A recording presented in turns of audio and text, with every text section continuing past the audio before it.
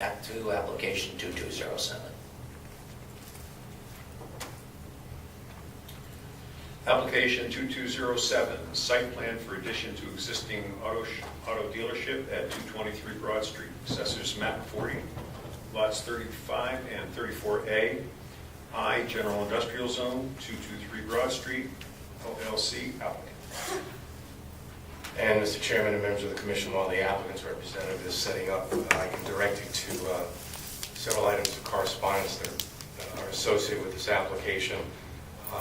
If you go to page 34 of your digital packet, that's where the application packet for this application begins. It's obviously the application and our locator map. This project required a variance from the Zoning Board of Appeals. And if you look at page 37 of the digital packet, you will see a copy of the variance that was granted. It was approved by the Zoning Board of Appeals on the 6th of November of 2013. It was a variance of the minimum 15-foot front yard on a city street. I believe the applicant's representatives will make reference to that in their presentation. The project was also the subject of both a wetlands permit and a floodplain permit. And if you look at pages 38 and 39 of your digital packet, you will see the letter of approval from the Inland Wetlands Commission. The applicant did obtain a wetlands permit in October of 2015. The staff has reviewed this project twice. The first set of staff comments are pages 40 and 41 in your packets. Our first review was conducted at the beginning of November. We reviewed a revised set of plans the latter part of November. That was our second review. Again, if you look at page 42 of your packet, you'll see the second set of staff comments, and as is pretty obvious, they reduced the number of staff comments from the first set, the first staff review down to a bare minimum on the second staff reviews, and I think what's left in terms of staff comments are primarily housekeeping matters, and we can get into that a little bit further. So that's all the correspondence that we have to date.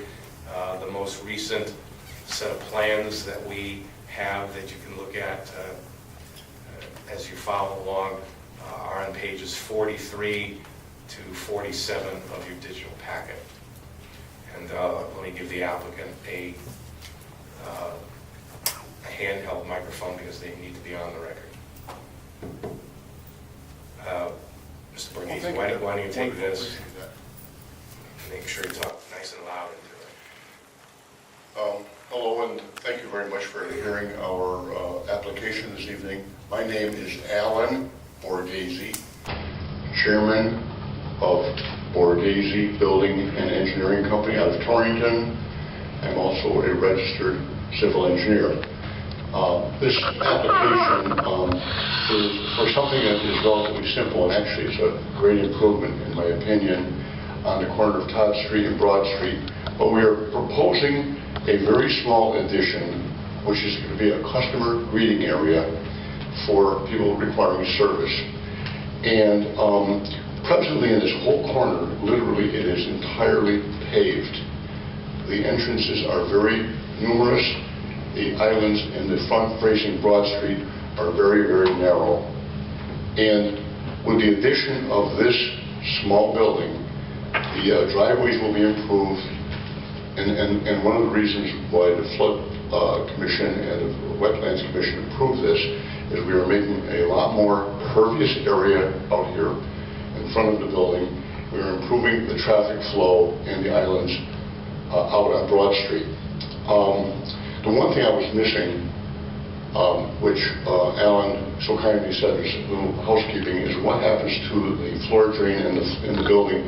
I marked it in kind of a pink color here, but it goes to a oil separator and to the sewer that's feeding here right out to Broad Street. I've got another drawing I'd like to give the people here for review.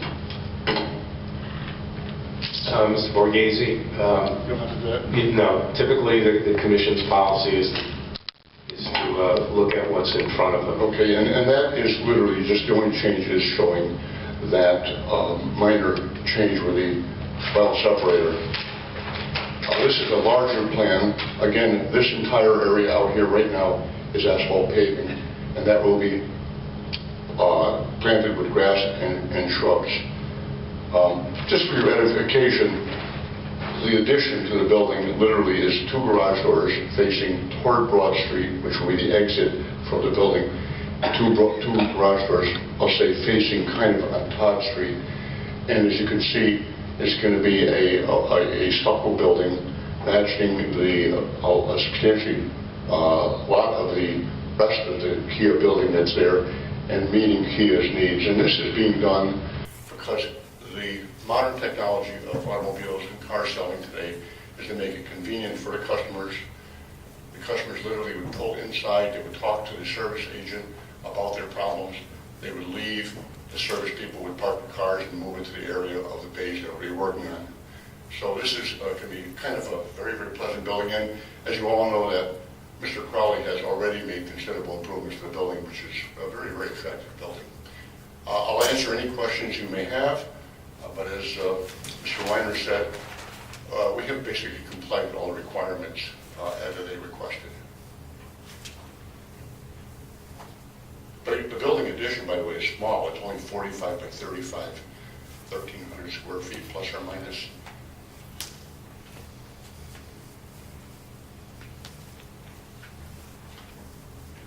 Questions, anyone? Seems pretty cut and dry.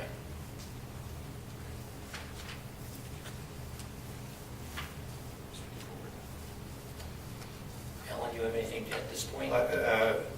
Just a question again, I think for clarification for the commission. Mr. Borghese, can you explain the changes to the existing angled parking in front of the existing buildings? I think it would be helpful if you kind of walk the commission through, once a car comes in to this addition, what happens? Okay, that's actually another improvement we made that I didn't mention. What will happen is the cars will come in, it shows on this plan from Todd Street, the cars will come in off Todd Street, they'll go into the building, and they will exit. Presently, between the existing building, and you can see it in dotted lines, and Broad Street, there's diagonal parking in a driveway that is very, very narrow and very difficult for traffic flow. What we have done is reverse that. There was, I believe, 6 or 7 cars there at the diagonal. We've made it into only 3 cars that park parallel to the building. The cars have a choice at that point if they're going out to exit the building and go back onto Broad Street. They can go straight out to Broad Street, or the cars that will be used by the dealer's employees will take a left turn and go up and be allowed to go into the building as needed by the repair department. So the driveway, again, so we're clear, the driveway opening closest to the intersection of Broad and Todd, it's very wide, am I correct? It used to be very wide. It was extending all the way from here to here. It's been very narrowed down to make it substantially safer, and also to drive up further at the same time. Mr. Brady, if we can kind of hold on, we can back up on trying to make sure the commission understands this completely. That driveway now is currently a 2-way drive. And it is Currently yes, is a 2-way drive. that's correct. Okay. And if you can confirm that the intention is to reduce the width of that driveway opening at the street and to make it a one-way out so that you will no longer be able to enter the site from that location, am I correct? That is absolutely correct. Okay. The driveway has been reduced to 24 feet from probably in the range of 60 feet. So the only way you could get out of that driveway is if you pull into the Todd Street, on the Todd Street side of the building, go through the proposed addition, and at that point you could go straight back out onto Broad Street, or you could take a left to go in front of the existing building. Is that correct? That is correct. Okay, thank you.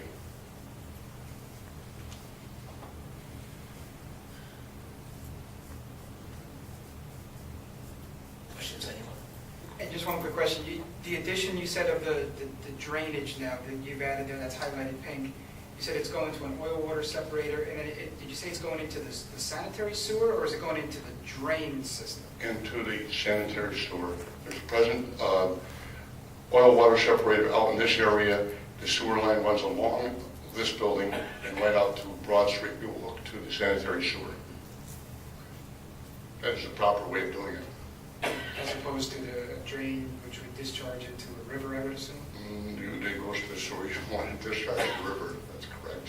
Well, that's why I thought you said oil water separator. I figured it would take care of the debris and the oil and that kind of thing. I just didn't- The floor drain there is for one reason, only for a possibility of, and it doesn't happen in the winter, of cars dripping on the ground, and you have to deposit it somewhere. Just because there is a minor chance that you'll have a situation of some oil content in there, you want to have a water separator. We have a 1,000-gallon tank for that. That is standard in the industry. Thank you. Any other questions, commissioners, before we open it up to the public? No. Okay. All right, at this point, what we're going to do is open the application, the public hearing to the public. As Commissioner Provenzano said, there will be 2 rounds. We're going to ask everyone who would like to speak in favor of the application to come up first. We would then ask anyone who is against the application to come up second. We will then give the attorney or whoever is representing the developer a chance to speak. We will have the second round. You must, if you do not speak in the first round, you are ineligible in the second round. So at this point, is there anyone that would like to speak in favor of the application? Please come up to the podium, state your name and your address for the record, please.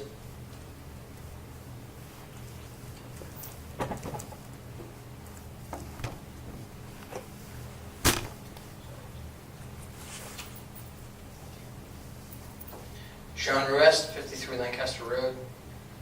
I just wanted to speak in favor of the application. I don't see any reason why it shouldn't be approved.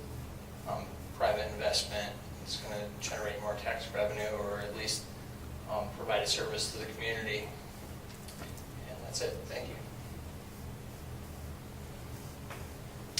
Is there anyone else in attendance that would like to speak in favor of the application? Phil Vanilla, 266 Matthew Street, Bristol. Sounds like a very well thought out. Can you spell your last name for the record? Oh, it's not ice cream. It's V as in Victor, Onella. Okay?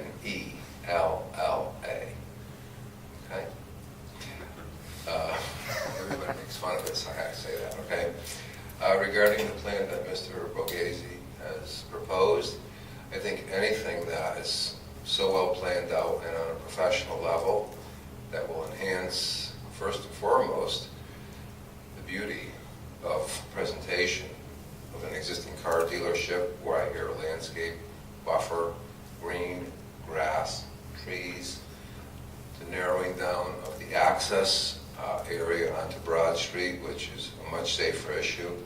That has my full support. I urge the Commission to do so as well. Thank you. Is there anyone else who would like to come up and speak in favor of the application? Is there anyone at this point that would like to speak against the application? We'd like you to come up and state your name and address for the record, please.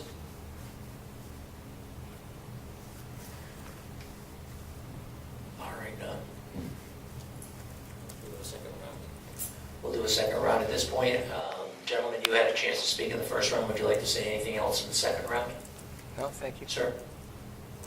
You're all set? Okay.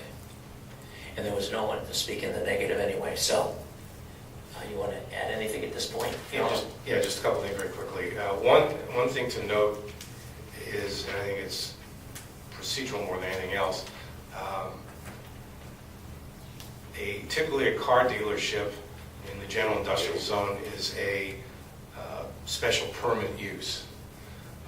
We made the determination early on that this proposed addition did not expand or fundamentally change the underlying use as an auto dealership. As such, we made a determination at the staff level that a new special permit for an expansion of the building was not necessary, that this is really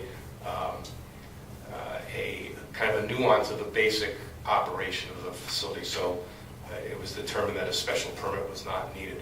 But because the use is a special permit use, the site plan ends up before this commission for your consideration and action. As I noted at the outset, we've conducted 2 reviews. We're down to essentially housekeeping matters from staff. From our perspective, the site plan is ready for this commission's action. If you do approve the application this evening, we would recommend the 2 standard stipulations. One, that the remaining staff comments have to be addressed before the plan is signed off. And secondly, that by the time a certificate of occupancy is requested for the addition, all the site work associated with this project has to be completed. And if it's not completed, any remaining site items have to be bonded. But otherwise, we're good to go on it. Has everyone heard enough that we can close? Agreed? Yep. So I'll entertain a motion to close the application. Mr. Chairman, I'd like to make a motion to close the public hearing for application 2207, please. Second. Motion is made and seconded. Roll call vote. Commissioner Provenzano? Yes. Commissioner Jablonski? Yes. Commissioner DeMastro? Yes. Commissioner Cunningham? Yes. Chair votes yes.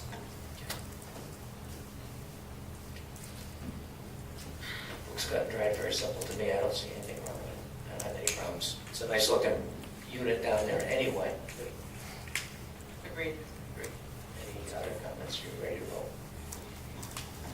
Very well.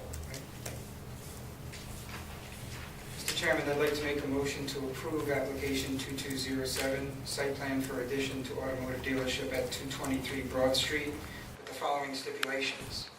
1, the site plan shall not be signed off until all remaining staff comments have been addressed and the plan revised accordingly. And number 2, all site improvements which have not been satisfactorily completed by the time a certificate of occupancy is applied for shall be bonded in accordance with section 11A16 of the zoning regulations. The performance bond shall be posted by the applicant with the city before the certificate of occupancy is issued. Do I have a second? Second. Motion is made and seconded. Roll call vote. Commissioner Provenzano? Yes. Commissioner Jablonski? Yes. Commissioner DeMastro? Yes. Commissioner Cunningham? Yes. And chair votes yes. Thank you, gentlemen. Thank you for your time, all of you.